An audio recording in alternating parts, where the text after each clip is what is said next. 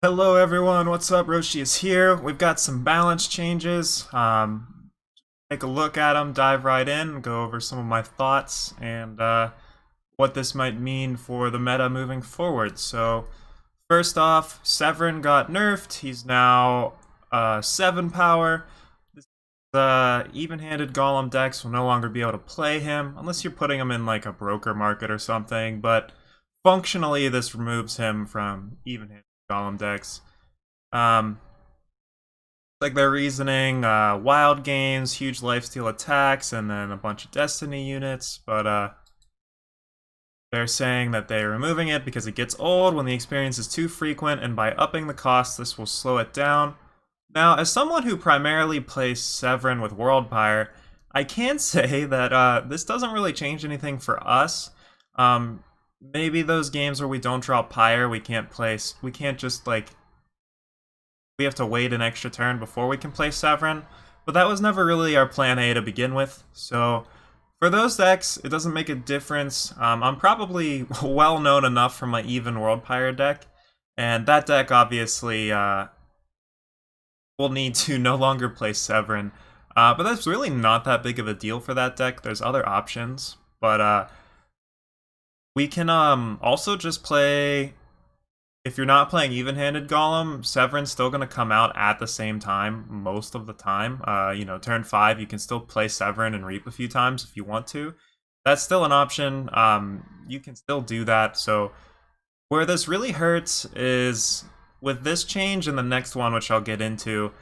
Basically, even Xenon doesn't exist anymore. I mean, I guess it can still exist, but a lot of their game was just focused around drawing a bunch of cards until they had one or two reaps and ramping into it. So that deck will probably not exist anymore, at least not in the form it was in. Or if it does, it'll just be more of like a good stuff deck than a ramp into just winning on turn 5. Blightmoth gets a nerf, kind of the same treatment, increasing its cost by 1.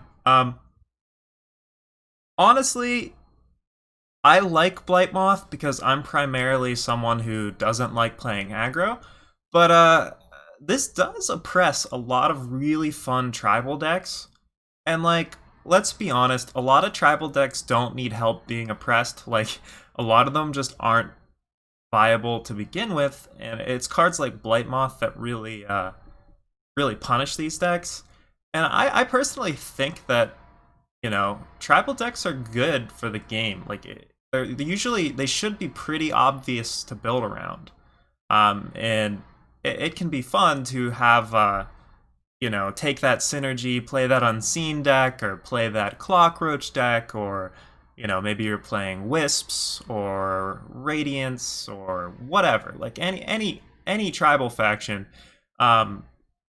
It can be very frustrating going into a meta where everyone's just main decking for Blightmoth if they're Shadow. Even the Stonescar aggro deck started main decking for Blightmoth, so I can see why this happened. A lot of people had a very good point of one tribe I didn't mention as being one of the tribes that doesn't really get hurt. Basically, what I'm getting at is Yetis is going to be insane for a while, and Blightmoth was one of the major hurdles. One of the few ways to meaningfully interact with Yetis, because it'll come down and shrink their whole board and pop all their Aegises and etc., etc., and then they'd have to deal with it, or it just flies over their board and kills their sight. So we are gonna have slowed down interaction against these Yetis decks, and I think Worlds is going to be interesting. We might see a lot of Yeti players at Worlds because Severin is gone, functionally gone. You're gonna have to be playing like a World Pyre deck if you want to play Severin, or um, someone will have to brew a new Severin deck because the even Severin deck is gone. And so one of the decks that kind of maybe could keep Yetis in check is gone, and then one of the main cards that just went into a lot of decks that could also keep Yetis in check is also gone. So I guess just enjoy dying on turn 4 or 5 for a while. I don't really know what else to say. Maybe we can come up with some better ways of dealing with like Yetis. I imagine some sort of time-based deck could could win sometimes. You know, just ramping into maybe some endurance guys, or just curving into some endurance guys that can't get stunned. Could do it, but I think the struggle is going to be real for a while, and I expect a lot of Yetis. Turn to Seed got nerfed. Its cost has increased. Not really surprised about this one. A lot of people have been complaining about it for a while. I actually think it's a good thing. When cards are so good that they're just main decked as 4-ofs, there's a lot of people that have a lot of different opinions, but in my opinion, Turn to Seed was just too good at 3 cost. It was too easy to just shut down entire strategies. While, you know, other people would argue, well, like, oh, that's not good, but where this comes into play is if you're trying to brew, like, fun decks, you know, maybe you're trying to play, like, a Merry Mandrake list, or you're trying to play, you know, something spicy and fun. As me, I like to brew and I like to play things like that. Or, like, you know, I've tried to play, like, Sahin decks in the past, and it's very annoying when your opponent just has 4 main deck answers, and usually they're playing like Helios, and they'll draw like 4 of them throughout the game, and they'll bring them back from their void and cast them again. So it can be very annoying trying to do like it almost like punishes you for not playing aggressive decks. You know what I mean? Or like playing units at all. And Turn to Seed getting a little cost increase is interesting. It can now be played in even-handed Golem decks, so maybe someone's gonna be spicy and play even-handed Golem and Helio and Turn to Seed now. But where we'll most likely see this is as a one-of in transpose markets, or it's probably a market card now, or maybe 1 or 2 in the main deck. But the days where we just play against 4 main deck Turn to Seeds are hopefully gone.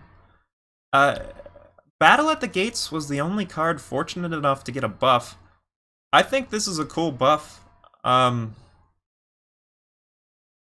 It's really hard to play a card like Battle at the Gates, so it'll be interesting to see how if anyone decides to use this. The life gain's interesting, and the fact that it gets around Aegis and can't be countered is sweet as well. So if you're playing some sort of cast all your spells on your opponent's turn deck. The term is draw go. Battle at the Gates is a pretty spicy option now, coming in at 3 cost. So even if your opponent's only playing 1 minion, you really don't mind trading 1 for 1 and giving it Voidbound and gaining 2 life. So pretty sweet. Another effective way to stop charge units, which is and yeah, I think this is a good change. I find it interesting that only 1 card got buffed. I guess maybe they were busy making the new set, but we didn't get a lot. But that's my thoughts. I think Yeti's going to be good. Severin is still playable in World Pyre, but we'll probably see a lot less play outside of that.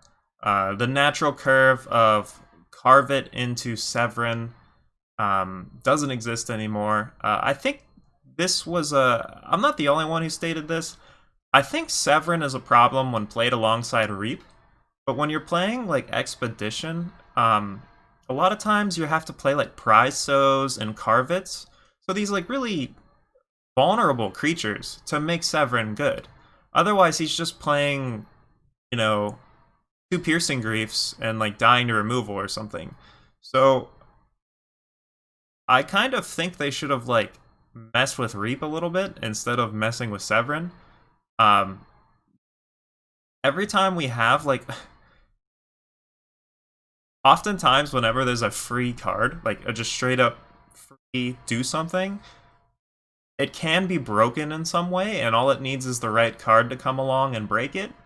And it just happened that we had an Influence Matters meta, and then this guy is just a free way to close out games. So, you know, maybe making Reap 1 cost or 2 cost or whatever, just maybe changing Reap is better than hurting this card that requires you to like build your deck around it, right? Like other cards, you know, when you're playing a 6-drop that you have to build your deck around, it's not it's not fun to see this card getting nerfed compared to other cards where you just put it in any old deck and it's just gonna slam and wreck. So, I'm obviously biased because I like Severin, but those are my thoughts. I think we could have seen more nerfs. You guys probably already know what I would have liked to have seen nerfed, but maybe in the future I'll be fortunate enough to those. Thanks for watching, guys. I'll have another deck tech coming soon for my Strange Scream deck, but I just wanted to get this video out there, some content, and excited to play in Bastion Rising this week. I'll probably be live on Thursday and Tuesday this week at 8 p.m. And my other main day is Monday, so come check that out if you want to see what I'm doing with the new campaign. Thanks for watching.